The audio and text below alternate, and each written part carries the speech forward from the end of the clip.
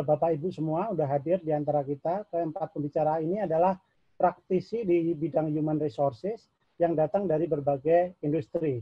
Ada BUMN, ada perusahaan swasta, dan juga nanti ada presentasi hasil riset normal baru dari PPM. Tentu saja para pembicara ini akan memberikan banyak insight pada kita.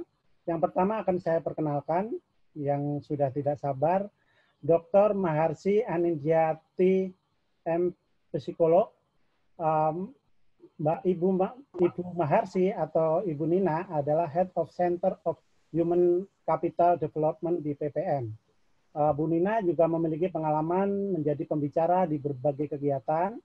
Salah satunya adalah Southeast Asian Nutrition Leadership Program pada Agustus 2019 lalu.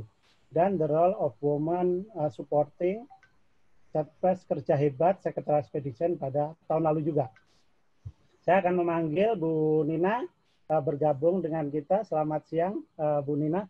Selamat siang, Pak Heri. Untuk para audiens kita yang ada di sini. Assalamualaikum warahmatullahi wabarakatuh. Selamat siang semuanya. Selamat siang, Bu. Semoga sehat selalu. Kemudian yang kedua, saya memperkenalkan pembicara kedua yang juga tidak kalah hebatnya, Ibu Hilda Arifin, Senior Manager Human Capital PT NGK Busi Indonesia. Beliau 25 tahun punya pengalaman sebagai Human Resources dan Human Capital. Jadi ini beliau pasti sangat ngelontok itu dalam bahasa Jawa tentang ilmu ini, dan kemudian 19 tahun sebagai executive level. Nah, beliau lulus dari Fakultas Hukum Universitas Andalas dan berpindah-pindah sebagai pengalaman bekerjanya dari Asuransi Republik, kemudian PT GMT, kemudian Scoot Glass, Balfour Beauty Sakti, hingga Tesori Mulia. Nah, saya panggil Ibu Hilda bergabung bersama kita. Selamat siang, Ibu Hilda. Ya, selamat siang Pak Heri. Assalamualaikum warahmatullahi wabarakatuh. Selamat siang Bapak Ibu semuanya. Sehat, Bu? Alhamdulillah. Baik, untuk berikutnya saya perkenalkan pembicara ketiga, Bapak M. Edi Iswidiarto, Direktur SDM Pegadaian Persero. Saya baca sedikit profil singkatnya. Beliau ternyata berpengalaman sebelum di sini di berbagai macam perusahaan, dan dari pendidikannya beliau adalah sarjana teknik sipil Universitas Gadjah Mada, satu alumni sama saya, kemudian Magister Manajemen dari Universitas Gadjah Mada. Saya panggil Pak Edi, selamat datang. Ya, selamat siang Bapak Ibu sekalian. Senang sekali bisa bergabung dalam acara siang hari ini. Assalamualaikum warahmatullahi wabarakatuh. Waalaikumsalam, Pak Edi. Baik, pembicara berikutnya saya undang Bapak Mursid. Beliau adalah Direktur SDM dan Pengembangan PT Wijaya Karya Persero Tbk. Beliau satu alumni sama Pak Edi, sarjana teknik Universitas Gadjah Mada, yang satu di perusahaan konstruksi, yang satu di perusahaan keuangan. Kemudian magister manajemennya juga sama dari Universitas Gadjah Mada. Pak Mursid, selamat datang. Selamat siang, Pak. Selamat siang, Pak Heri. Selamat siang, Bapak Ibu semuanya. Assalamualaikum warahmatullahi wabarakatuh. Waalaikumsalam. Kerja dari kantor ini, Pak, kalau lihat background-nya, Pak. Baik, untuk talk show kali ini kami akan bagi menjadi dua sesi, Bapak Ibu. Yang satu sharing dari pembicara, dilanjutkan sesi tanya jawab yang tadi sudah dikasih petunjuknya dari MC, bisa dengan mengisi kolom Q&A. Ada hadiah untuk pertanyaan paling bagus. Nah, saya tidak akan berlama-lama untuk membuka diskusi ini. Saya akan panggil sesi sharing pertama dari presentasi dari Bu Maharsi. Bu Nina, kami persilahkan. Waktunya 15 menit. Oke, baik. Terima kasih banyak Pak Heri atas kesempatannya. Selamat siang Bapak dan Ibu sekalian. Assalamualaikum warahmatullahi wabarakatuh. Terima kasih sudah berkenan untuk hadir di acara ini. Seperti tadi sudah disampaikan, saya akan memberikan gambaran terutama terkait dengan survei yang sudah dilakukan oleh PPM Management. Mohon izin untuk menayangkan slide saya. Ya, terkait dengan new normal yang kita jalani atau sekarang istilahnya diganti gitu ya menjadi adaptasi kebiasaan baru, kami sebelumnya dari Center for Human Capital Development, sebuah unit yang melakukan riset terkait dengan human capital di Indonesia, pada akhir Maret hingga awal Juni kemarin sempat melakukan survei terkait dengan perilaku kerja produktif selama PSBB berlangsung. Sebelum ini kami juga sempat melakukan survei terkait dengan pengelolaan stres pada para karyawan. Nah, terkait dengan survei ini, sebelumnya mungkin saya sedikit gambarkan dulu, salah satunya adalah tujuan mengapa kita melakukan survei ini. New normal atau adaptasi kebiasaan baru pada dasarnya adalah sebuah perubahan perilaku. Ini yang mungkin sama-sama sudah kita pahami ya. Adanya perubahan perilaku yang dituntut pada diri kita agar kita bisa menjalankan aktivitas normal, namun tentunya dengan ditambah dengan menerapkan protokol kesehatan agar kita tercegah dari penularan COVID-19 itu sendiri. Nah, untuk bisa membentuk sebuah kebiasaan baru, ini sebenarnya juga bukan perkara mudah ya, tapi pasti bisa kita lakukan ya.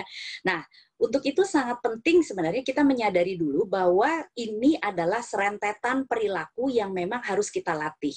Sebelumnya kita punya kebiasaan lama. Kebiasaan mungkin kalau bertemu kita langsung cipika-cipiki gitu ya. Kita begitu ada sesuatu yang perlu kita koordinasikan, kita bertemu di dalam sebuah ruangan, kita bertemu dan bicara langsung. Ini semua harus kita ubah gitu dengan kondisi yang pandemi ini. Nah, pada saat PSBB kemarin berlangsung, kita mau tidak mau dipaksa untuk melakukan beberapa perilaku baru. Dan ini ke depannya juga harus tetap kita lakukan. Nah, dengan demikian memang membentuk kebiasaan baru sebenarnya sama juga dengan menggantikan kebiasaan lama yang sudah ada.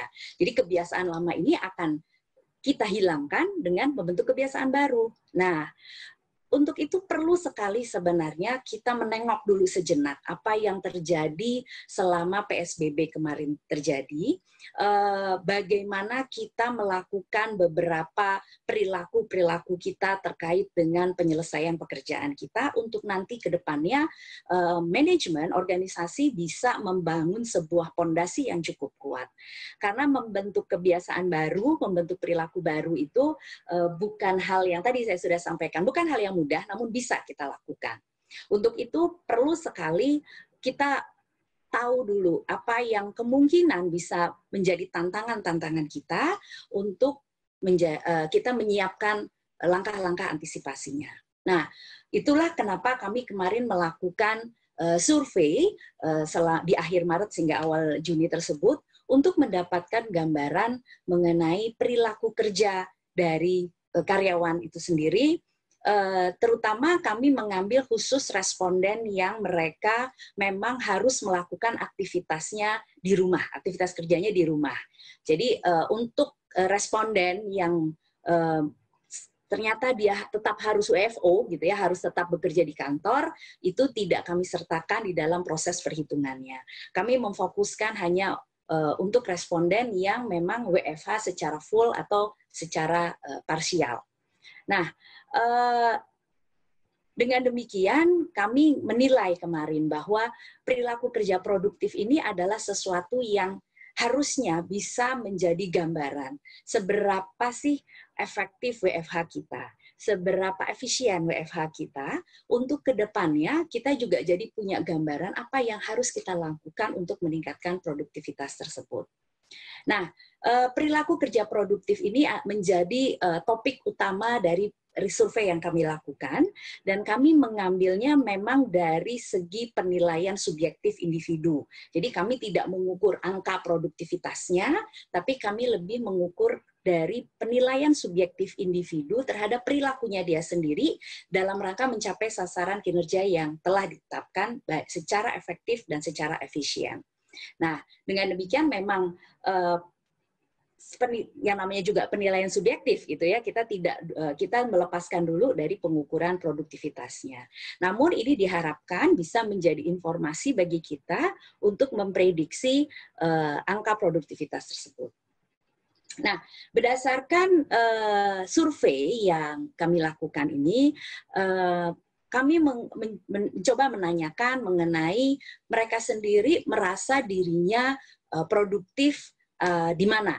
Ya, nah, responden kami yang berjumlah 1.178 itu memang lebih banyak mengatakan bahwa mereka merasa lebih produktif saat bekerja di kantor, ya.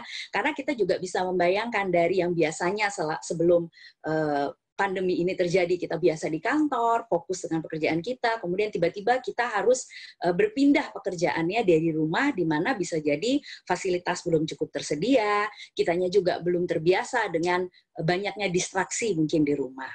Nah, tidak mengherankan sebenarnya ketika banyak dari responden mengatakan bahwa mereka lebih merasa produktif saat bekerja di kantor.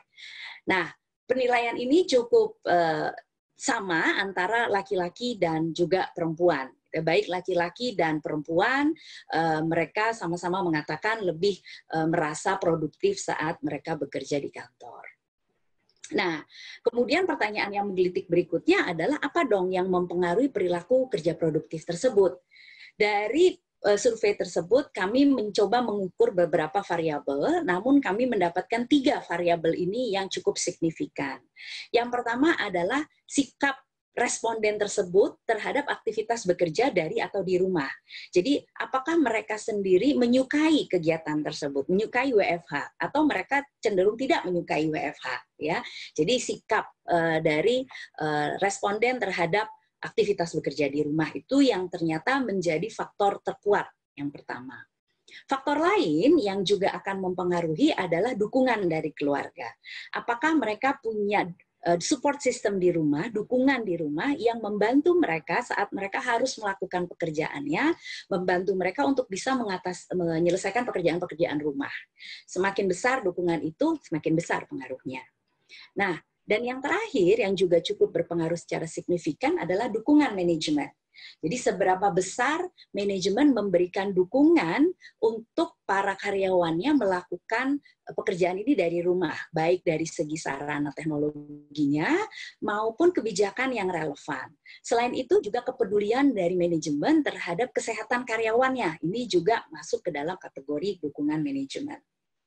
Ada variabel-variabel lain yang kami coba lihat juga dari penelitian ini, namun ternyata tidak cukup signifikan terhadap perilaku kerja produktif. Salah satunya adalah digital mindset, Bapak dan Ibu.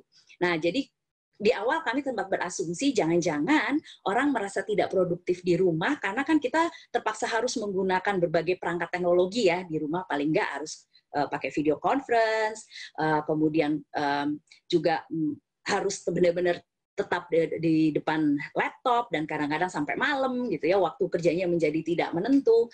Nah, ternyata digital mindset sendiri tidak berpengaruh terhadap perilaku kerja produktif. Nah, jadi ini mungkin sebuah kabar yang cukup menggembirakan buat kelompok-kelompok usia yang merasa dirinya tidak cukup digital savvy gitu ya, yang merasa cukup agak lambat dalam berinteraksi dengan digital, dengan perangkat teknologi digital, ternyata itu tidak berpengaruh terhadap perilaku kerja produktif.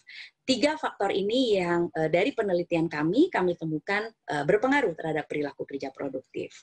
Nah, dalam perhitungannya dengan menggunakan SAM, kami mencoba melihat perbedaannya nih pada orang-orang yang menilai dirinya lebih produktif di rumah dan yang di kantor. Nah, dari sini kami menemukan bahwa semakin positif sikap responden terhadap aktivitas bekerja di rumah, jadi semakin dia menyukai aktivitas itu, serta adanya dukungan keluarga, maka responden ini juga cenderung menilai dirinya lebih produktif di rumah. Nah, sementara semakin besar dukungan manajemen selama masa pandemi justru mengakibatkan responden cenderung menilai dirinya lebih produktif di kantor.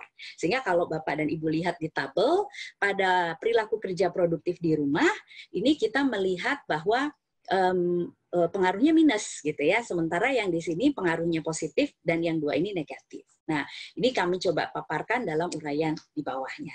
Nah, jadi kita bisa melihat sekarang faktor apa yang sebenarnya cukup signifikan berpengaruh terhadap perilaku kerja produktif seseorang. Nah, nanti di sini mohon maaf saya tidak bisa menyampaikan secara detail seluruh hasil survei kami karena keterbatasan waktu. Namun jangan khawatir, kami akan memberikan lengkap hasil survei kami nanti setelah acara ini selesai. Kami melihat dari survei ini bahwa ternyata 2 dari 3 responden yang menilai bahwa sebagian besar pekerjaannya dapat dikerjakan di rumah. Jadi mereka ini adalah orang-orang yang menilai bahwa sebagian besar dari kerjaan mereka itu bisa dibawa pulang. Gitu ya. Ternyata juga mereka tetap menilai bahwa lebih produktif loh di kantor, gitu ya. Jadi ini memang menguatkan bahwa masih banyak dari kita yang agak sulit gitu meninggalkan kebiasaan lama, yaitu bekerja itu ya di kantor, gitu ya. Sehingga begitu nggak di kantor rasanya menjadi tidak produktif. Nah, dari survei ini kami juga menanyakan kira-kira rekomendasi aktivitas kerja apa sih yang banyak disarankan oleh responden. Nah, kebanyakan memang Bapak dan Ibu bisa melihat di bar di bawah ini, kebanyakan dari responden memang menilai atau menyarankan bahwa mereka ingin paling nggak 2 hari dalam seminggu bekerja di rumah. Ya, ini kalau kita lihat 62% responden pinginnya 2 hari per minggu bekerja di rumah. 3 dari 5 responden yang menilai dirinya lebih produktif di kantor pun, gitu ya, merekomendasikan 2 hari dalam seminggu bekerja di rumah. Dan 1 dari 2 responden yang lebih menyukai bekerja di kantor juga merekomendasikan 2 hari dalam seminggu bekerja di rumah. Jadi kayaknya 2 hari dalam seminggu bekerja di rumah ini menjadi pilihan lebih dari separuh responden kita, gitu ya, baik yang dia merasa lebih produktif di kantor maupun yang juga lebih menyukai bekerja di kantor, gitu ya. Nah, ini sebuah fenomena yang cukup menarik, yang nanti akan kita coba simpulkan di akhir. Nah, selain itu Bapak dan Ibu sekalian, kami juga mencoba memotret salah satu perilaku baru yang harus kita lakukan selama PSBB kemarin adalah pembelajaran online atau pembelajaran daring ya. 73 responden dalam penelitian kami mengatakan mereka mengikuti ya, meskipun masih 3 dari 5 yang menyatakan ini masih belum efektif nih. Namun kalau kita lihat di bawah ini informasinya 4 dari 5 responden berniat untuk mengikuti pembelajaran daring di kemudian hari. Jadi antusiasmenya cukup tinggi sebenarnya meskipun masih dinilai belum cukup efektif. Nah, penggunaan aplikasi video conference ini juga menjadi perangkat yang tidak lepas dari kita selama kita melakukan WFH di PSBB ini. Jadi 95% responden kami mengatakan bahwa penggunaan aplikasi video conference itu mereka lakukan selama PSBB. Meskipun yang memiliki yang berbayar itu baru 67,4% ya, selebihnya belum berbayar, jadi ambil yang gratisan dulu ya. Tapi paling enggak ya mereka sudah terbiasa menggunakan itu. 5 dari 7 responden kami menilai bahwa pertemuan tatap muka masih lebih efektif dibanding video conference. Mungkin rasanya beda gitu ya antara ketemu langsung sama ngomong pakai lewat laptop atau lewat komputer atau lewat handphone.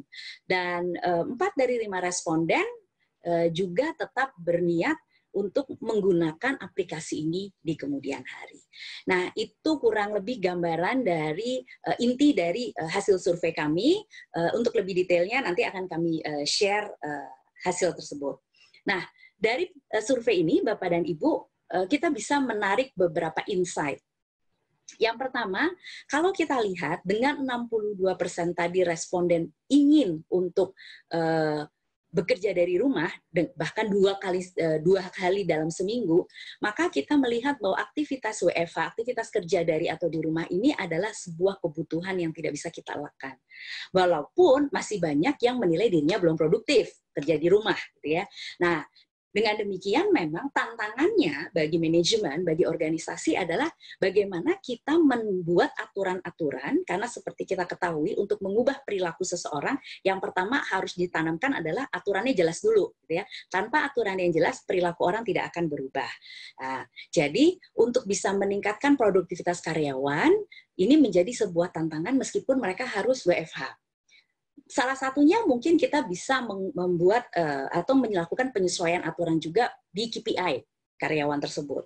Jadi kalau selama ini kita bikin KPI misalnya atau Key Performance Indicator-nya dalam tahunan, ya mau nggak mau sekarang harus dibuat lebih jangka pendek, ya. Dan benar-benar harus quick win, gitu. Harus singkat-singkat saja supaya apa ya? Supaya dia juga lebih produktif dalam bekerjanya. Nah, ini adalah salah satu yang mungkin perlu disesuaikan oleh organisasi. Nanti mungkin sharing dari pembicara-pembicara setelah saya yang luar biasa akan semakin menambah wacana Bapak dan Ibu tentang apa saja yang harus disiapkan. Nah, juga kita tidak bisa kemudian mengambil kesimpulan bahwa oke, kalau memang masih belum produktif di rumah, ya kalau kayak gitu WFO aja full gitu ya. Nah, kalau kita lihat bahwa di sini memang itu adalah yang diminati, dan kita juga di era sekarang ini kan mengedepankan namanya employee experience gitu ya Bapak dan Ibu. Bagaimana agar karyawan itu juga punya persepsi bahwa organisasi tempat mereka bekerja ini adalah organisasi yang menyenangkan, membuat mereka tumbuh, berkembang menjadi individu yang lebih baik dan bisa berkontribusi bagi masyarakat. Nah, kalau kita memang mau menekankan pada employee experience tadi, maka keinginan karyawan untuk WFH bisa menjadi salah satu tool sebenarnya untuk meningkatkan kepuasan mereka, untuk meningkatkan ujung-ujungnya ya produktivitas mereka gitu ya. Cuma sekarang kan masalahnya bagaimana kita mengubah kebiasaan yang tadinya biasa di kantor, rasa produktif di kantor menjadi di rumah. Nah, itu tadi salah satu contohnya mungkin dengan adjustment pada KPI karyawan. Nah, insight lain adalah kita melihat antusiasme yang cukup tinggi pada responden untuk mengikuti pembelajaran daring dan penggunaan aplikasi video conference, meskipun mereka masih menilai ini belum cukup efektif. Dengan demikian, sarana ini harusnya juga bisa kita manfaatkan di kemudian hari. Bagaimana kita juga mungkin bisa memberikan pembelajaran daring buat cabang-cabang kita yang mungkin kalau yang tersebar di seluruh Indonesia gitu ya, cost-nya mungkin bisa lebih ringan gitu, tetapi juga gimana tantangannya adalah agar itu menjadi efektif. Nah, misalnya salah satunya adalah dari segi durasi. Seperti kita ketahui, 10 menit kita dengerin orang ngomong online itu sama saja dengan 1 jam kita dengerin orang ngomong secara offline. Ya, jadi bisa dibayangkan kita memang akan lebih lelah lewat aplikasi. Sehingga itu harus menjadi concern kita pada saat kita mau meningkatkan efektivitas pembelajaran daring. Begitu juga pada saat kita meeting lewat aplikasi video conference. Durasi itu menjadi sangat penting, bagaimana variasi dari satu pembicara, kemudian ke aktivitas, itu juga harus menjadi aspek yang diperhatikan agar meningkatkan efektivitas. Nah, mungkin kurang lebih itu saja dulu Bapak dan Ibu yang bisa saya sampaikan terkait dengan hasil survei dari CHCD PPM Management. Jika nanti masih ada yang ingin ditanyakan, kita akan diskusikan di forum tanya jawab. Rasanya waktu saya sudah habis ya Pak Heri, mudah-mudahan tidak lewat dari 15 menit jatahnya. Saya kembalikan ke Bapak Heri. Terima kasih. Terima kasih Bu Nina. Saya juga mengikuti dengan detail tadi setiap penjelasannya, sangat menarik dan mencoba mematut-matutkan dengan apa yang terjadi di kantor saya. Juga mungkin Bapak Ibu semua yang hadir di sini juga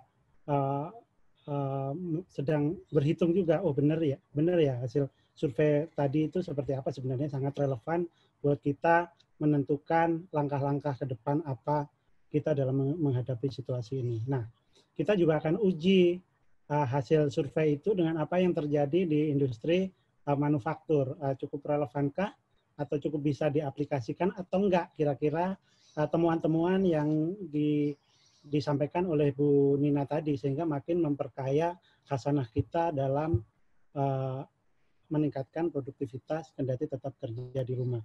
Baik, saya akan undang Bu Hilda untuk kemudian menyampaikan sharing pengalamannya di PT NGK Busi. Bu Hilda, kami persilakan.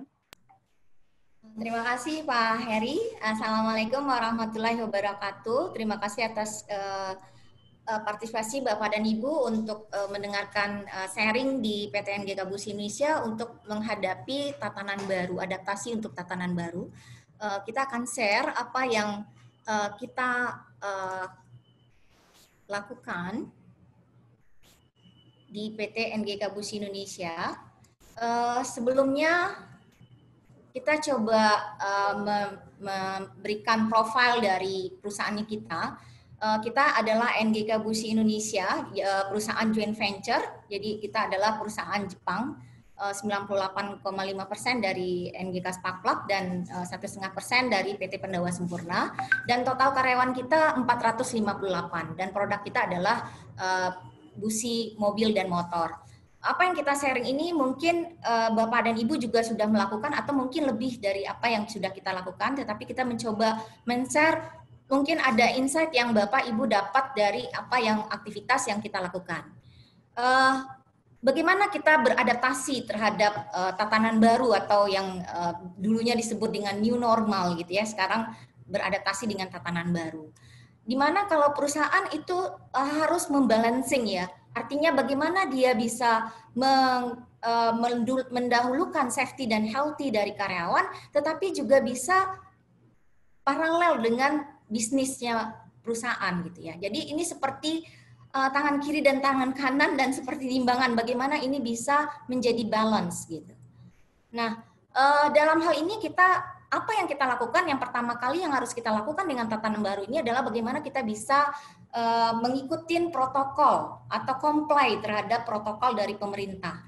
Nah, ini dimulai dari pada saat karyawan masuk kepada lingkungan perusahaan, itu dia harus melakukan cuci tangan, dia harus masuk ke spray room, dan kita juga ada pengecekan suhu, dan untuk di area produksi itu juga kita memberikan face shield gitu ya, dan ada untuk area-area tertentu kita juga melakukan partition gitu. Nah, dan kita juga punya klinik bagaimana juga dilakukan bisa terjadi yang namanya physical distancing gitu ya. Jadi kita memberikan tanda mana yang boleh didudukin, mana yang tidak boleh didudukin gitu ya. Dan juga yang paling utama adalah bagaimana karyawan kita dari rumah dan sampai dia balik ke rumah itu juga harus memakai masker. Nah, saat ini kita benar-benar meng-create masker dengan produknya kita sendiri ya, ada logonya NGK gitu. Nah, kita membagikan masker kepada karyawan itu adalah 4 pieces, karena memang dari secara aturan kalau misalnya untuk masker kain itu harus 4 jam mereka harus ganti. Karena itu kita memberikan 4 pieces supaya mereka juga esokan harinya bisa memakai masker yang baru. Dan juga kita juga rutin untuk melakukan pengecekan terhadap karyawan yang merasa ada keluhan gitu ya, mungkin dia merasa nggak enak badan gitu ya, dia bisa langsung ke klinik kita. Dan di klinik kita ada 3 dokter yang standby gitu ya untuk bergantian setiap harinya untuk bisa memonitor kondisi keadaan karyawan gitu. Nah, untuk bagaimana di kantin gitu ya. Nah, di kantin ini adalah salah satu tempat yang paling krusial yang harus kita perhatikan. Karena pada saat di kantin semua orang buka masker. Nah, kenapa kita membuat partisi ini dan kita juga mengatakan kepada karyawan kita jangan berbicara pada saat makan, dan juga kita coba membagi jam untuk kantin itu menjadi 3 waktu. Jadi ada 2 tempat untuk yang office dan juga untuk yang diproduksi. Nah, untuk diproduksi kita membagi 3 waktu untuk jam makan supaya tidak terjadi penumpukan di dalam tempat itu gitu ya. Dan juga kita melakukan rutin terhadap penyemprotan desinfektan gitu ya. Dan juga untuk di masjid kita juga memberikan bagaimana karyawan tetap bisa tetap meng-keep yang namanya physical distancing, karena itu di kerannya itu kita juga udah memberikan, kalau Bapak Ibu lihat itu ada tanda kuning, artinya mereka tidak boleh ngambil wuduk di situ gitu ya.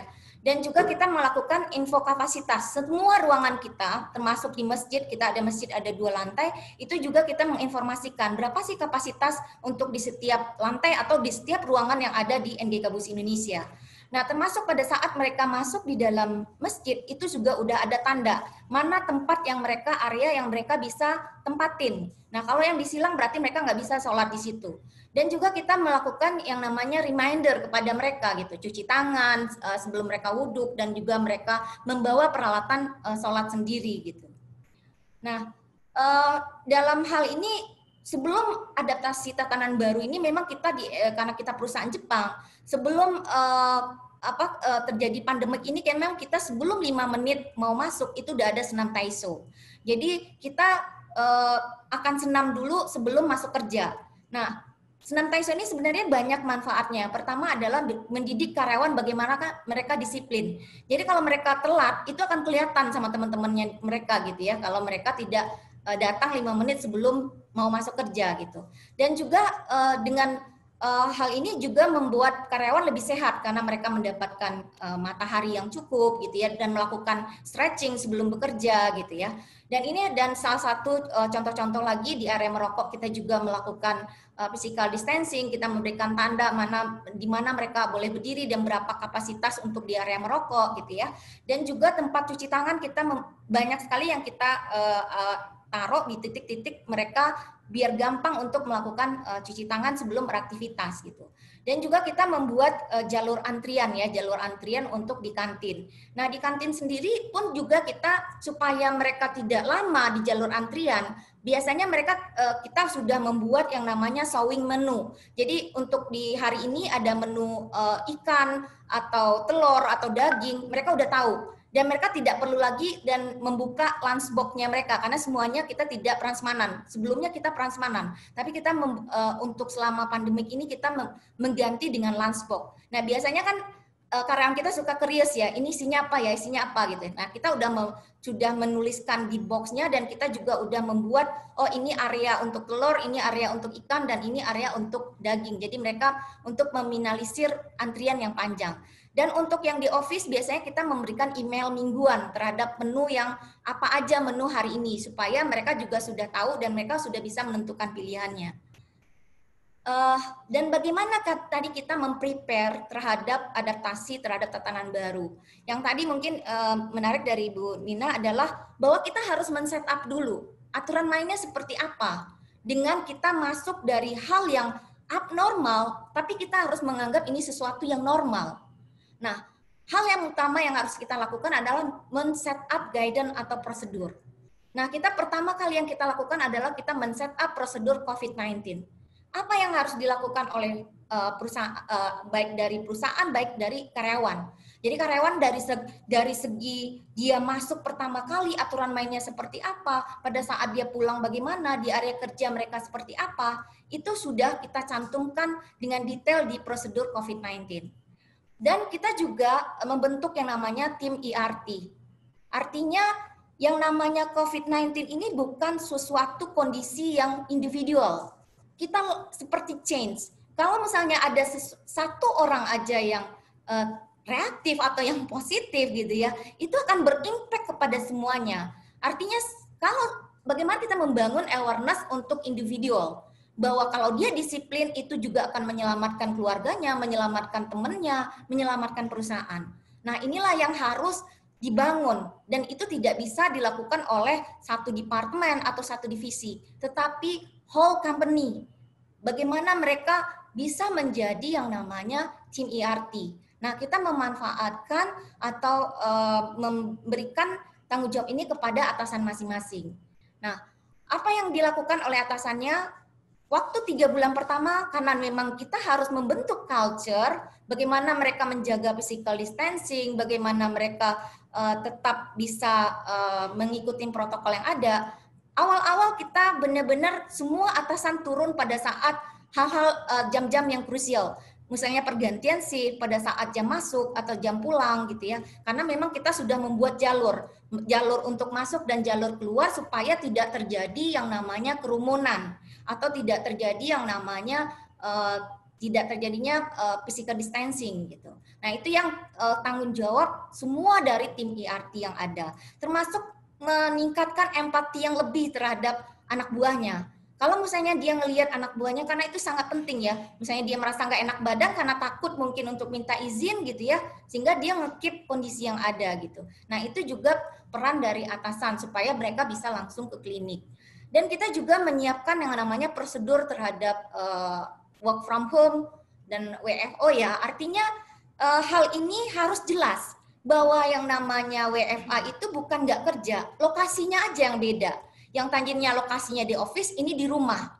Nah, itu yang memang tadi banyak terjadi obstacle gitu ya. Nah, ini kita harus membuat aturan main bahwa aturannya tetap sama. Kalau mereka WFA ini juga harus menjamin bahwa karyawan kita itu stay at home.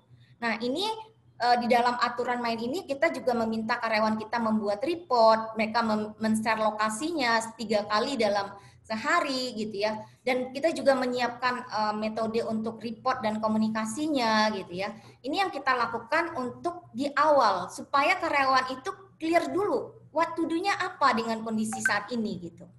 Dan kita juga memprovide tool ya, tool untuk menggunakan, karena dengan 3 bulan pertama itu mostly kita benar-benar hanya 20% yang ada di kantor gitu, termasuk operator kita juga WFA, driver pun juga WFA, sehingga mereka pun juga bingung gitu ya, bagaimana menggunakan, karena kita nanti mungkin di next slide saya juga menggunakan yang namanya Google Classroom gitu ya, bagaimana mereka menggunakan Google Classroom itu, dan mereka juga kita berikan tunjangan pulsa, karena mereka juga bilang, waduh ini paket cepat habis gitu ya, sedangkan juga berebut sama anaknya yang juga belajar dari rumah gitu ya, sehingga kita memberikan tunjangan pulsa kepada karyawan kita. Dan kita juga sering memberikan healthy talk di area kerja, dan kita bekerja sama dengan dokternya kita gitu ya, untuk memberikan edukasi bagaimana kita bisa survive di tantangan baru ini gitu ya. Dan kita juga melakukan yang namanya safety dan healthy monitoring gitu ya. Jadi benar-benar kalau karyawan itu batuk, flu, demam, itu nggak boleh masuk ke area kerja. Mereka harus istirahat di rumah. Dan itu kita benar-benar monitoring setiap hari. Mereka harus memberikan laporan berapa suhunya mereka hari ini gitu ya. Bagaimana kondisi dia, termasuk juga kondisi dari keluarganya gitu.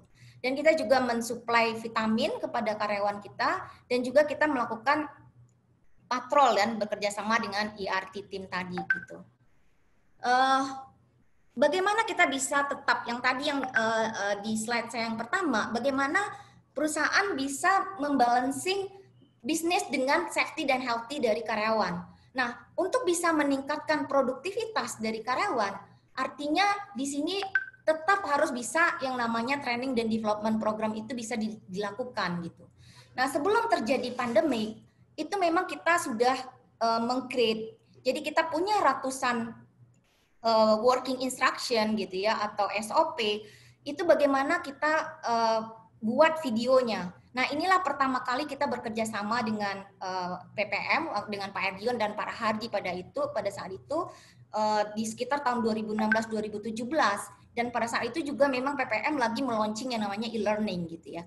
Nah, kita memanfaatkan bagaimana video-video yang kita punya ini bisa menjadi sesuatu yang mudah dipahamin oleh karyawan kita, melihat secara visual dari setiap proses yang ada, karena kita punya ratusan petunjuk kerja dan working instruction atau SOP yang ada.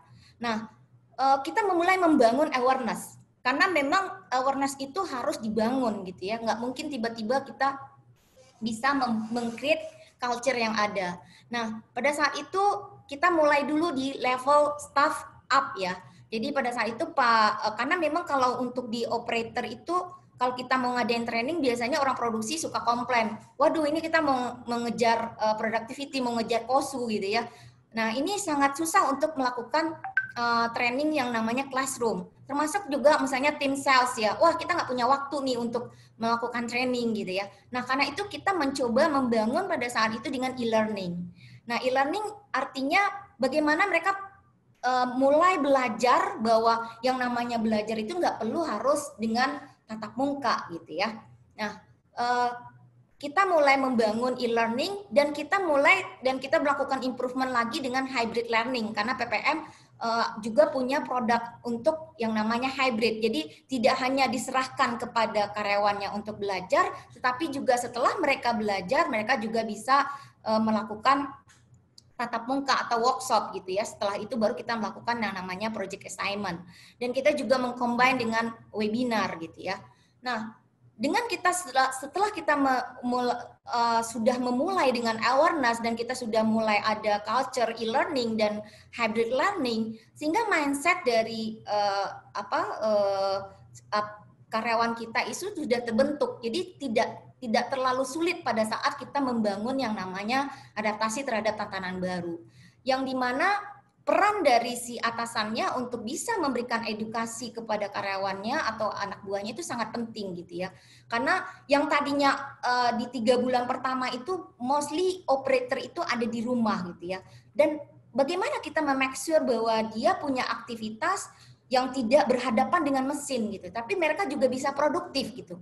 Nah, kita membangun yang namanya Google Classroom. Kalau Google Classroom ini kita bentuk untuk yang di level staff below. Kalau Google Hangout sama Zoom itu untuk di staff up level. Nah, si operator ini belajar setiap harinya, jadi semua atasannya membuat modul-modul training yang akan diajarkan setiap harinya gitu ya. Nah, itu yang kita lakukan sehingga karyawan kita tetap produktif di saat situasi seperti ini. Dan ini adalah contoh-contoh bagaimana kita melakukan e-learning dan hybrid dan bagaimana kita membentuk culture terhadap e-learning itu. Jadi kita ada talent development program, ada sales development program, dan kita juga membuat video-video terhadap semua proses yang ada gitu ya. Dan ini setelah Google Classroom itu juga ada report ya. Jadi di situ ada schedule, ada training schedule untuk Google Classroom dan juga ada pre-test dan post-test hasil dari Google Classroom itu dan juga isu dan countermeasure. Apa sih yang menjadi komplain dari si operator pada saat mereka melakukan Google Classroom gitu. Nah, ini contoh-contoh report yang kita lakukan dan contoh apa Google Classroom ya, kayak kita memberikan pelajaran tentang TPM gitu ya. Ini adalah contohnya. Mungkin itu aja sharing singkatnya kita dari PT NGK Bus Indonesia, dan Pak Heri sudah mudah-mudahan nggak lewat waktu ya Pak. Ya, Oke, terima kasih atas kesempatannya untuk men-sharing apa yang kita lakukan. Terima kasih Bu Hilda atas sharingnya. Kalau saya menangkap memang ada yang bisa dikerjakan dari rumah, tapi kalau di manufaktur sepertinya harus tetap di pabrik ya, karena pabriknya nggak bisa dipindah dari rumah, kira-kira gitu. Tapi saya lihat bahwa improvement yang dilakukan tadi juga luar biasa, bagaimana mengukur tingkat keberhasilannya itu ya Bu ya. Sehingga juga dipastikan juga tadi karyawan kalau work from home itu juga stay at home gitu. Bukan kemudian pindah atau bahkan belanja sehingga nggak bisa dikontak. Kira-kira seperti itu. Oke, Bu Hilda, mohon standby dulu sebentar. Saya akan panggil pembicara berikutnya untuk sharing sebelum nanti kita sampai ke sesi kedua untuk diskusi. Baik.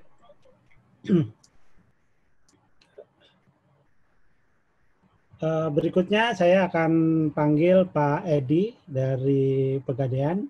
Silakan bergabung dulu Pak Edi.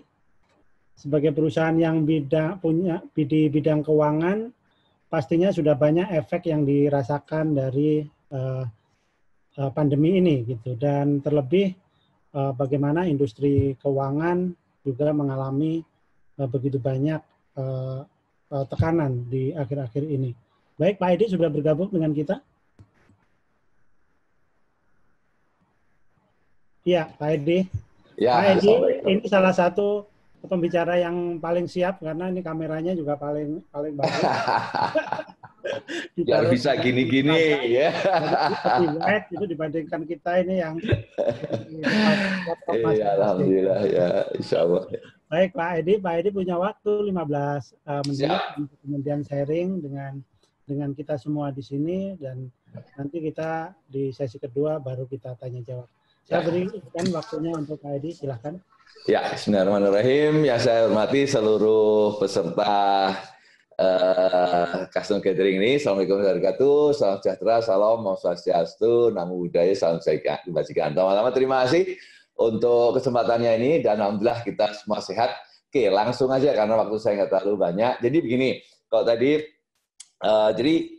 yang ingin saya sampaikan ini, bagaimana kami alhamdulillah dengan pandemi ini berusaha untuk bisa mengakselerasi apa-apa yang kami usahakan selama ini. Jadi, next slide. Mungkin ini sedikit cerita mengenai Pegadaian. Kami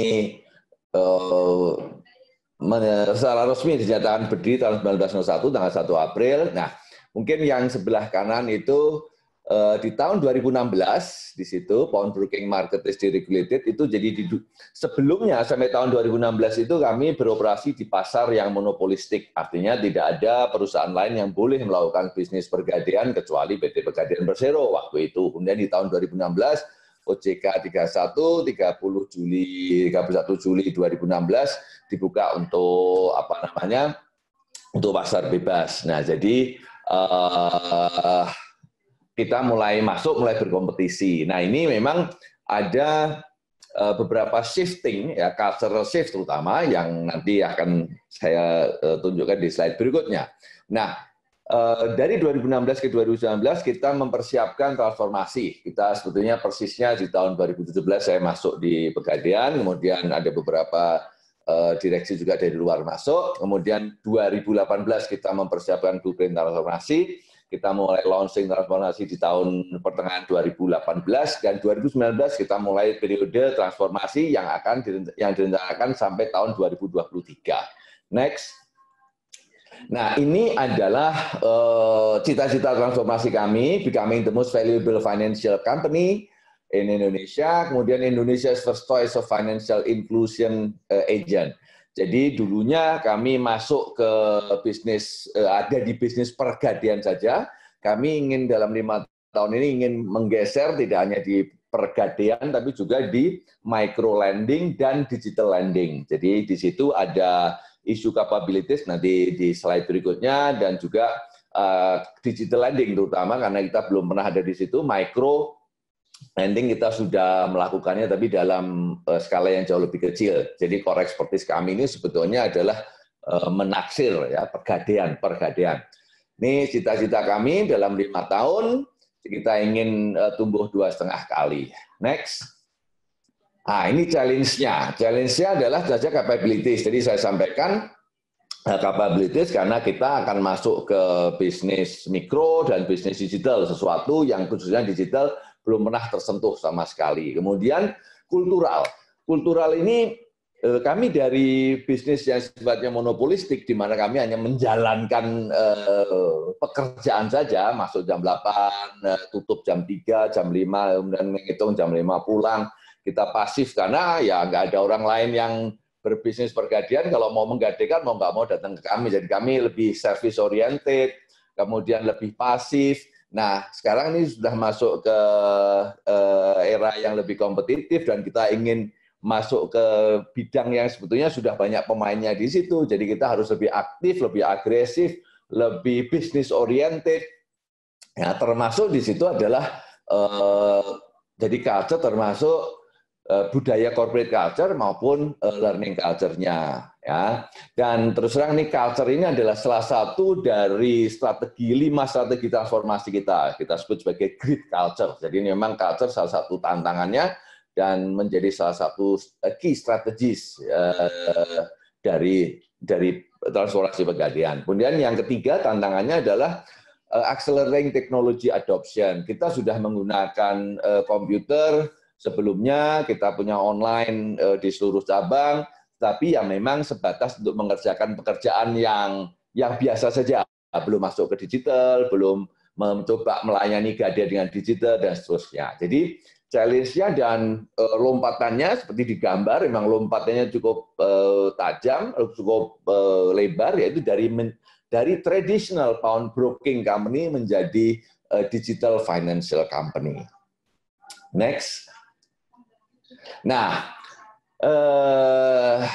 ini adalah kebetulan kalau di kami di BUMN, dari kementerian kami mendapatkan arahan bahwa kami harus bisa menjadi role model untuk adopsi dari kebiasaan baru, ya, adaptasi kebiasaan baru. Kita harus jadi role model. Kita harus mempromosikan adaptasi kebiasaan baru ini, dan kebetulan kita diwajibkan untuk membentuk task force khusus adaptasi kebiasaan baru. Dulunya namanya new normal, lebih kemarin kita sekarang adaptasikan dengan istilah baru, adaptasi kebiasaan baru. Dan kebetulan saya menjadi ketua dari task force ini, karena task force ini tugasnya terutama adalah bagaimana penanganan krisis ini bisa menjadi sesuatu yang sistemik. Ya, jadi dari arahan dari kementerian, kita kan kemungkinan skenarionya adalah mungkin sampai akhir tahun 2021, ya, sampai ditemukannya vaksin baru kita bisa beroperasi secara kembali seperti sebelumnya. Tapi waktu sampai akhir tahun 2021 itu cukup panjang, dan kita harus segera memastikan bahwa semua bisa berjalan. Tadi Mas Heri menyatakan mengenai di kami di sektor finansial, ya memang cukup berat, ya cukup berat secara umum, cukup berat. Kami mendapatkan tugas untuk restrukturisasi, untuk menyalurkan ini kan sekarang PEN, program ekonomi nasional dan seterusnya. Dan ini artinya kita harus beroperasi dengan cara new normal, dengan cara yang baru untuk bisa membantu pemulihan perekonomian secara keseluruhan. Nah, agar ini bisa menjadi sesuatu yang bersustain, cara-cara yang kebiasaan baru ini, maka kita harus membangunnya secara sistemik. Ya, ini kebetulan kami sebut framework-nya C2C. Ada di awalnya crisis to cope, coexist to reconstruct, kemudian continue to change. Nah, di dalam coexist to reconstruct, kita tidak hanya ingin memastikan bahwa kita bisa survive, tapi kita harus bisa memanfaatkan kebiasaan-kebiasaan baru yang didorong oleh Chief Transformation Officer si COVID-19 ini, ya, untuk bisa menaikkan produktivitas, menjadi lebih kompetitif dan sebagainya. Dan ini bagian dari arahan dari Kementerian BUMN. Nah, yang tadi disampaikan Bu Hilda tadi, ya, alhamdulillah kami juga melakukan, kami ada protokol kesehatan macam-macam, mulai dari melayani nasabah, melakukan pertemuan bisnis, dan seterusnya. Termasuk yang ingin kita lakukan adalah kita ingin melakukan sertifikasi. Sertifikasi ini jadi Surveyor Indonesia bekerjasama dengan BV, saya agak lupa singkatannya dari BV. SIBV ini melakukan sertifikasi, memastikan bahwa premis kita, perimeter kita ini memang sehat, aman, ya, untuk bisa melakukan kegiatan yang normal. Dan alhamdulillah kami juga termasuk satu dari 9 BUMN yang akan mempilotkan apa yang disebut sebagai COSMIC. Ini satu database, saya agak lupa singkatannya, COVID-19 System, saya bisa carikan, tapi ini adalah sesuatu yang sedang kita pilotkan di 9 BUMN, dan alhamdulillah Pegadaian termasuk yang dipilotkan tersebut. Jadi insya Allah kebiasaan-kebiasaan baru kita adopsi, kemudian protokol-protokol kita terapkan, bahkan kita juga mempromosikan dan memastikan bahwa kebiasaan baru ini tidak hanya berjalan di BUMN, tapi juga di nasabah kita, di mitra kita, di vendor kita, dan seterusnya. Nah, slide berikutnya. Nah, yang cukup menarik menurut saya adalah, dan ini sebenarnya tema dari apa yang saya sampaikan siang sore hari ini, kami banyak mendapatkan berkah lah dari COVID ini, karena sudah saya sampaikan, kita salah satu tantangannya adalah adopsi dari kebiasaan baru tidak hanya karena COVID, tapi juga karena deregulasi dan karena kita bertransformasi.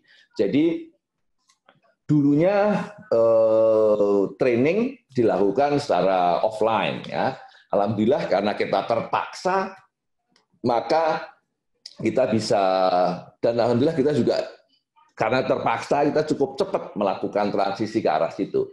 Jadi dulunya setahun yang lalu kita tidak punya virtual class, tahun ini kita punya virtual class. Dan yang cukup menarik adalah di dalam virtual class itu kita juga melakukan training yang untuk penaksir, karena penaksir ini sebenarnya skill. Ya, jadi berbeda dengan leadership maupun topik-topik manajerial yang mungkin lebih sifatnya pengajaran in class.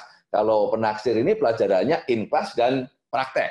Nah, kita juga alhamdulillah bisa melakukan, karena penaksir ini salah satu key expertise kita dan key position kita. Jadi kita pelajarannya memakai memakai virtual, tapi ketika praktek kita titipkan di cabang terdekat di mana mereka bisa melakukan praktek dan dites oleh penaksir yang ada di situ dan seterusnya. Jadi memang necessity is mother of invention katanya gitu ya. Keharusan menjadi ibu dari segala penemuan, dan alhamdulillah kita bisa cukup bagus.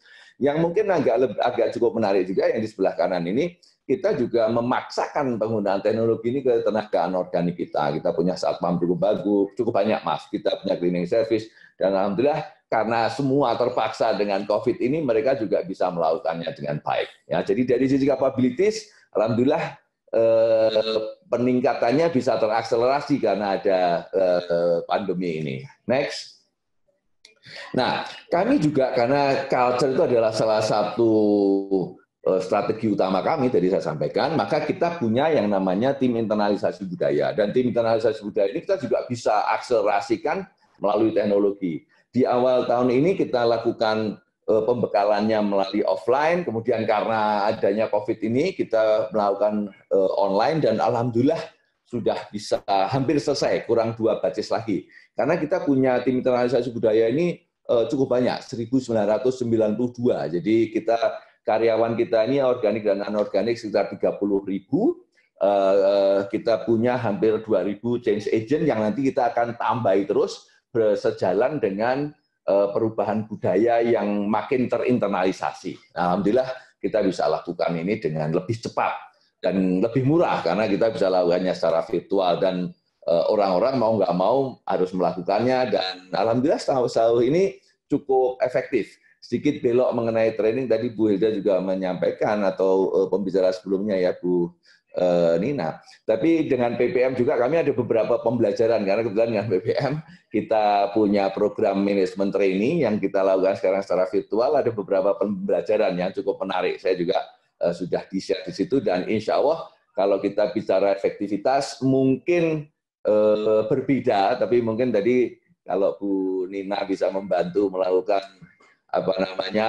survei, mungkin bisa lebih membantu apakah seberapa efektivitasnya ya. Tapi sejauh ini yang kami rasakan cukup efektif. Tadi saya sampaikan untuk training penaksir tadi, salah satu contohnya. Berikutnya, tadi saya sampaikan cultivating learning culture. Kebetulan kami juga memang sudah ada rencana untuk mengimplementasikan LMS. Kita punya G-Leads, dan menurut saya ini cukup luar biasa karena LMS kita ini bisa menjangkau hampir 100% dari seluruh karyawan kita. Ini menjadi luar biasa. Kenapa? Karena karyawan kita ini literally itu dari Sabang sampai Merauke.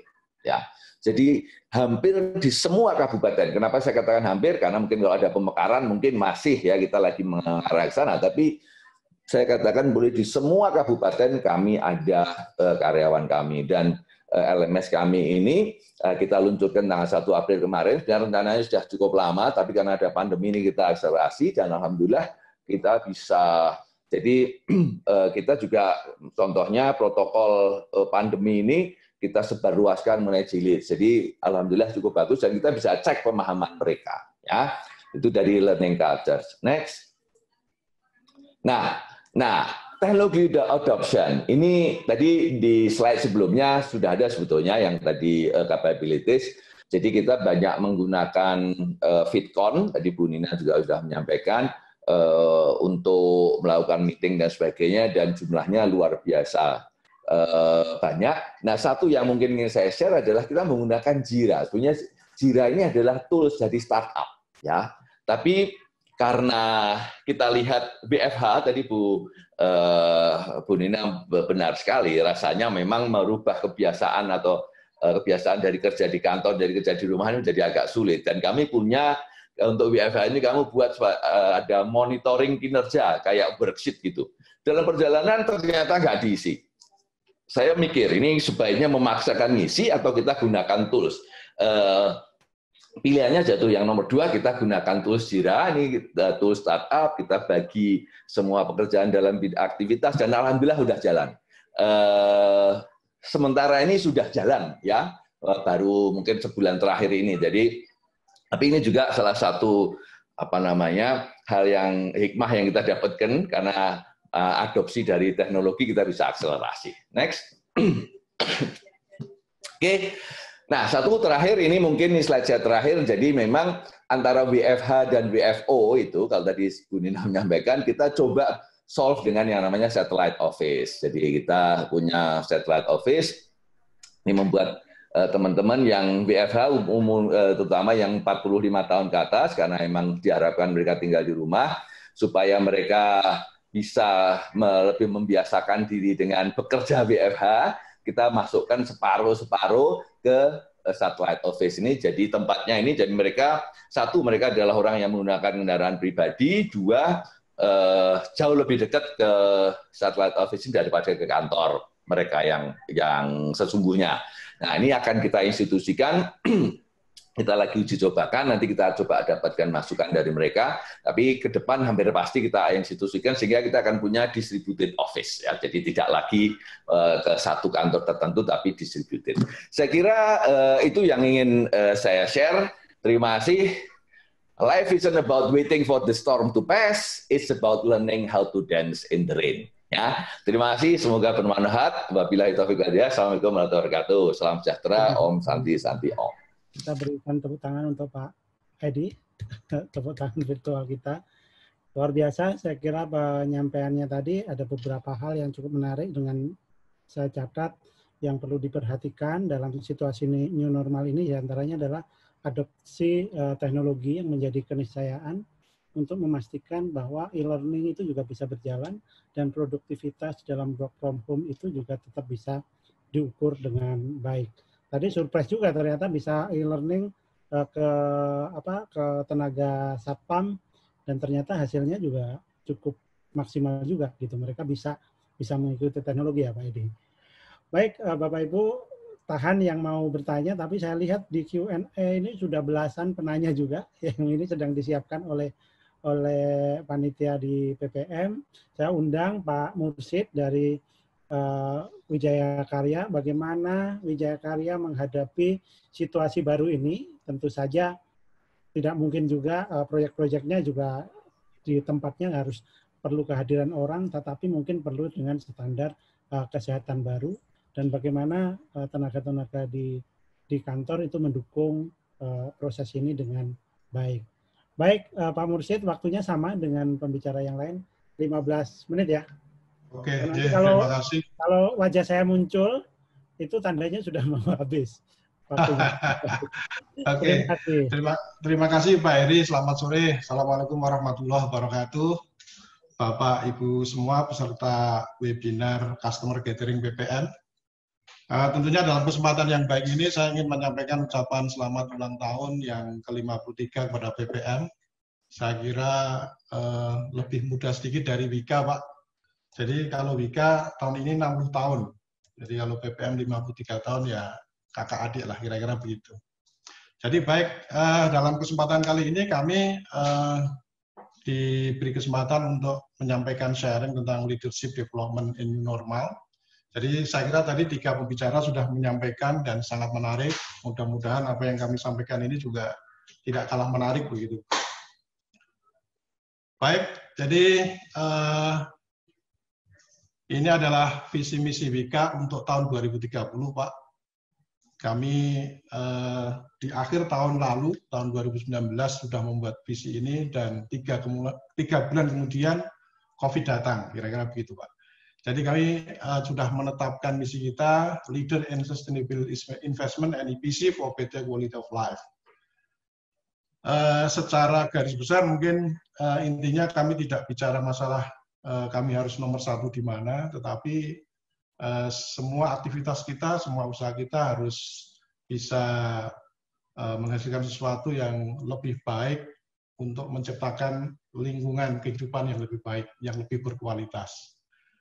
Dan sebagai informasi, sebagai perusahaan yang bergerak di bidang jasa konstruksi, secara garis besar kami ada 2 core bisnisnya di investasi dan EPC, di mana investasi ini relatif lebih baru dalam 5 tahun terakhir, dan sifatnya lebih banyak ditujukan bagaimana investasi ini bisa memberikan feeding omset kontrak terhadap usaha konstruksi kita, dan sekaligus bisa memberikan recurring income kepada perusahaan, sehingga bisa mendorong Wijaya Karya semakin besar.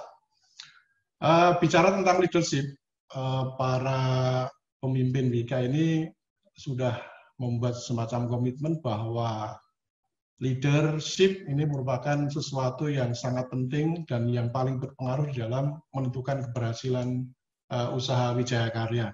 Sehingga dari 7 misi di Wika yang sudah ditetapkan ini, misi yang terakhir kita menetapkan bagaimana menumbuh kembangkan kearifan lokal dalam praktek kepemimpinan untuk menciptakan sebuah kesejahteraan yang menyeluruh.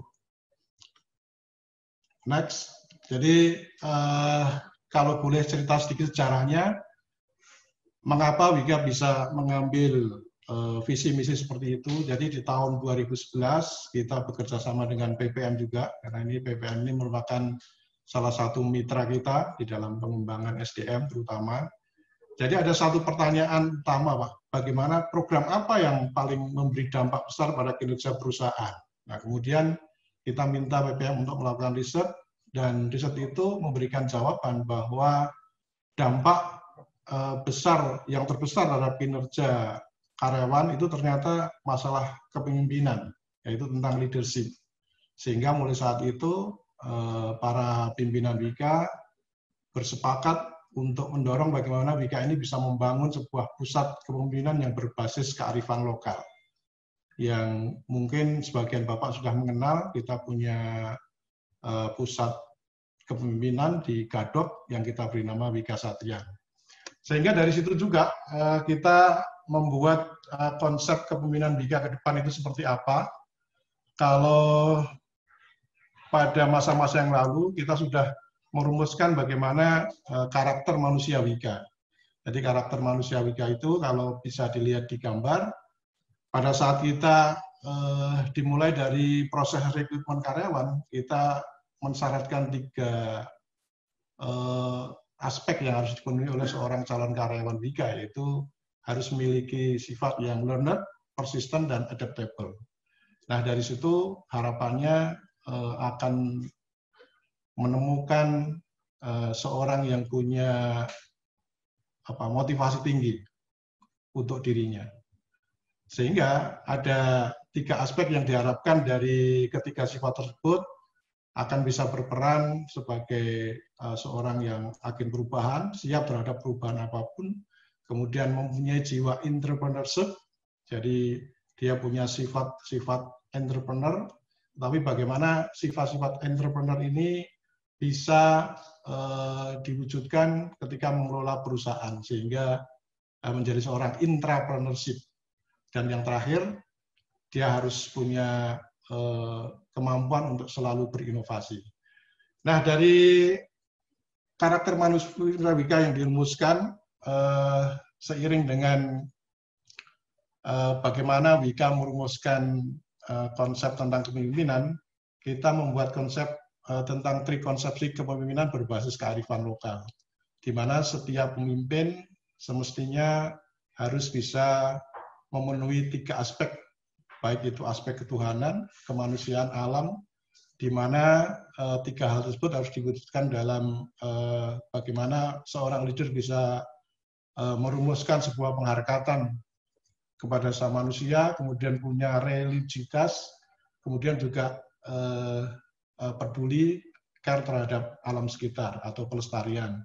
Dan diharapkan dengan 3 aspek tersebut, setiap setiap leader harus mampu membuat transformasi yang baik, tentunya transformasi yang bisa diterima oleh seluruh stakeholder, Nah, di situ kita rumuskan dalam kata-kata luwes. Jadi bertransformasi yang bisa diterima oleh semua kalangan. Baik, Bapak Ibu, mungkin seperti di perusahaan-perusahaan lain juga untuk memastikan bahwa kelangsungan kepemimpinan di perusahaan kami membuat program yang kita namakan Wika Leadership Program.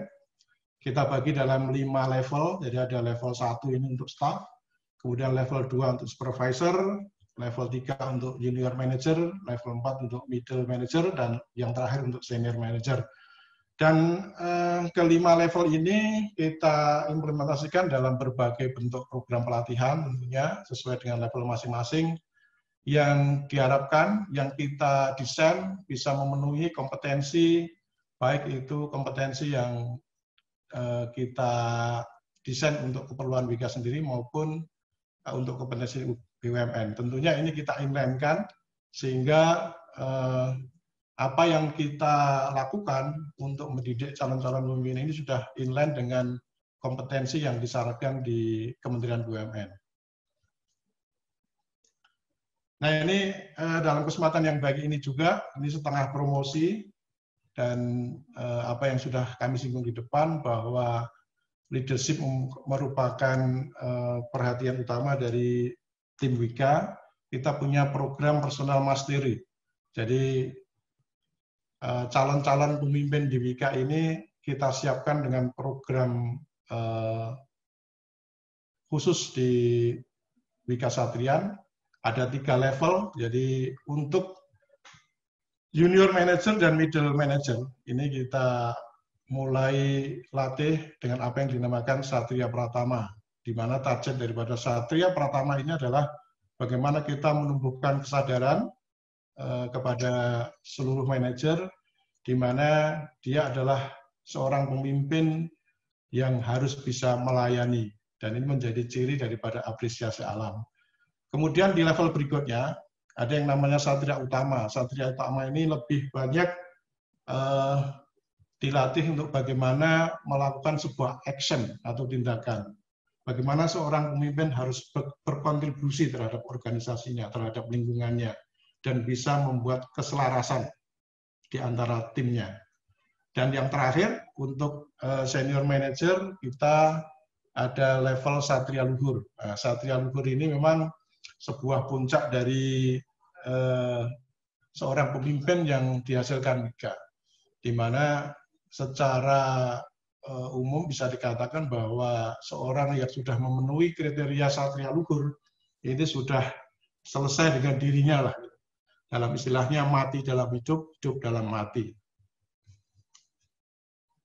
Baik Bapak Ibu, itu tadi sedikit perkenalan tentang bagaimana Wijaya Karya mengelola pengembangan leadership di perusahaan kami. Untuk selanjutnya, di bagian yang kedua ini kami ingin menyampaikan beberapa hal yang terkait dengan peran leader dalam menghadapi situasi new normal. Ada beberapa hal yang akan kami sharing, mungkin ada 8 item.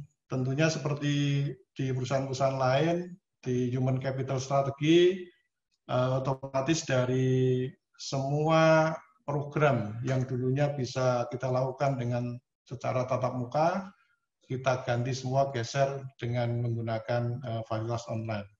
Tetapi mungkin sebelumnya saya ingin sampaikan bahwa sebenarnya di dalam menghadapi situasi new normal ini, yang terpenting bukanlah apakah kita bekerja di rumah ataukah kita bekerja di kantor, tetapi bagaimana kita bisa memastikan bahwa protokol COVID itu bisa kita jalankan dengan baik.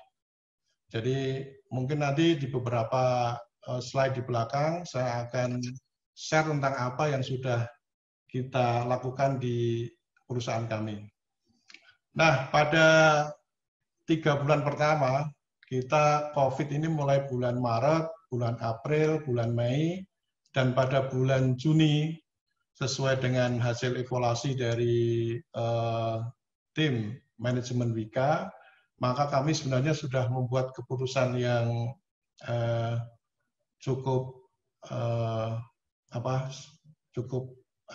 cukup signifikan. Jadi bagaimana kita menentukan cara bekerja di tengah masa pandemik ini, Pak. Karena tadi masalahnya adalah masalah bagaimana kita memastikan protokol COVID bisa berjalan, kami mengambil kebijakan untuk mewajibkan seluruh BOD, BOD-1 dan BOD-2 untuk melakukan kerja di kantor. Karena dari hasil evaluasi, beberapa program kerja ini berjalan lebih lambat. Jadi progres dari beberapa target yang harus dikejar terlambat, sehingga kita simpulkan setelah melakukan evaluasi, karena BOD, BOD-1, BOD-2 ini secara protokol COVID sangat memungkinkan untuk bekerja dari kantor, Pak. Jadi mereka di kantor punya ruangan tersendiri, kemudian memiliki fasilitas kendaraan pribadi, kemudian juga kita lakukan screening kesehatan secara rutin, dan tentunya ada protokol COVID yang terus dijalankan. Nah, melihat bahwa posisi untuk menjalankan protokol COVID bisa dilakukan dengan lebih baik oleh BOD, BOD-1 dan BOD-2, maka kita mengambil keputusan mereka harus bekerja dari kantor. Nah, kemudian satu lagi ini yang unik juga di Wika, kita punya BCA, Pak. Jadi BCA ini Behavior Change Assessment. Ini adalah sebuah tool untuk menilai perilaku pegawai dalam menerapkan protokol kesehatan selama WFO.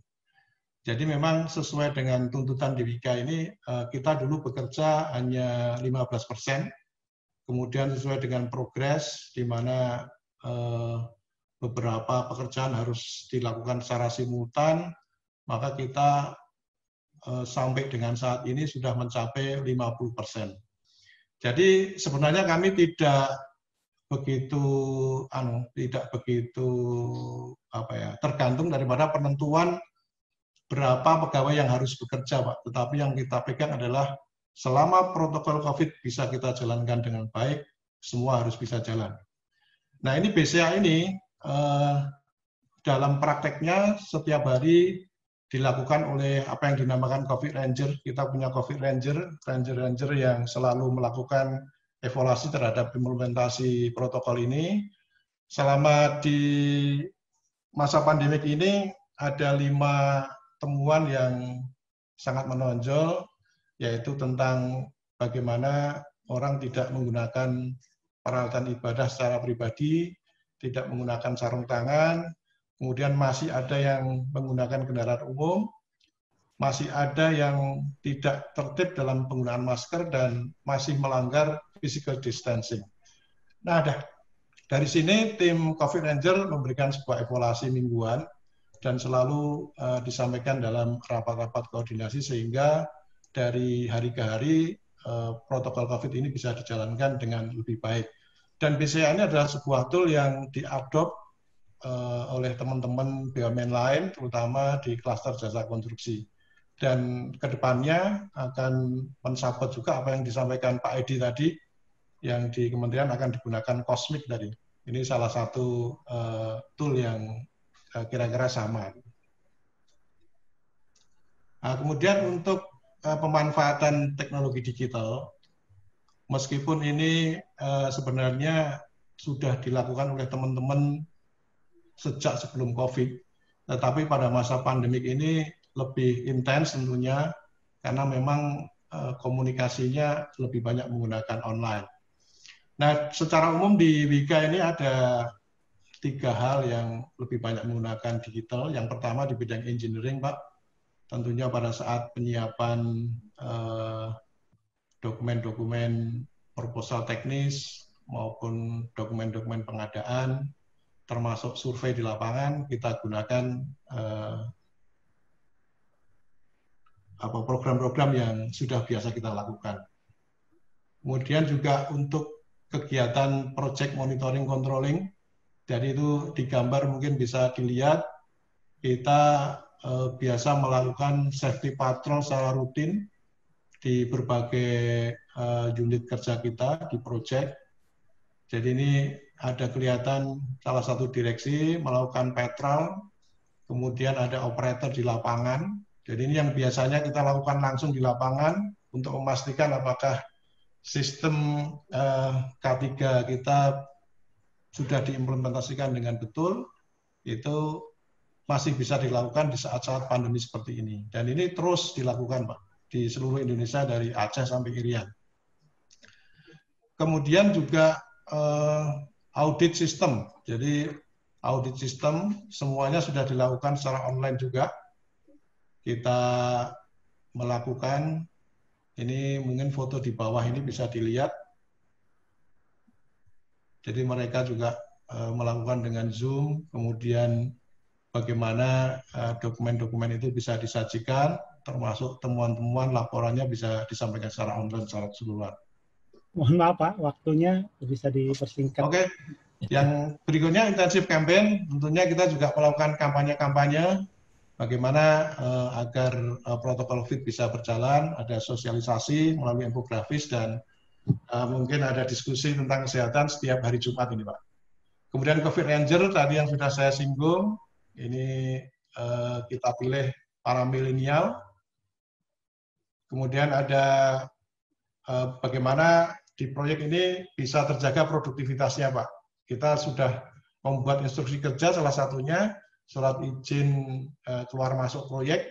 Ini sangat ketat karena proyek harus tetap jalan dan melibatkan ratusan bahkan ribuan pekerja.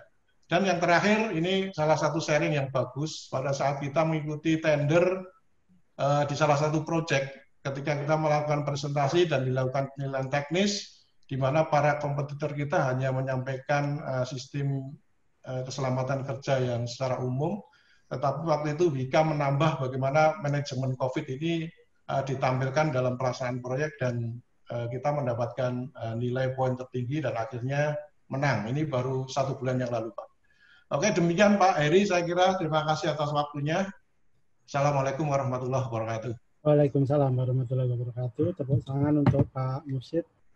Luar biasa apa yang disampaikan oleh Pak Mursyid, improvement yang dilakukan di Wijaya Karya, kendati banyak proyeknya juga tetap harus dilakukan, tetap bisa berjalan, dan tadi juga diputuskan direksi harus tetap ke kantor ya Pak. Ya, tapi mungkin staff lain ini.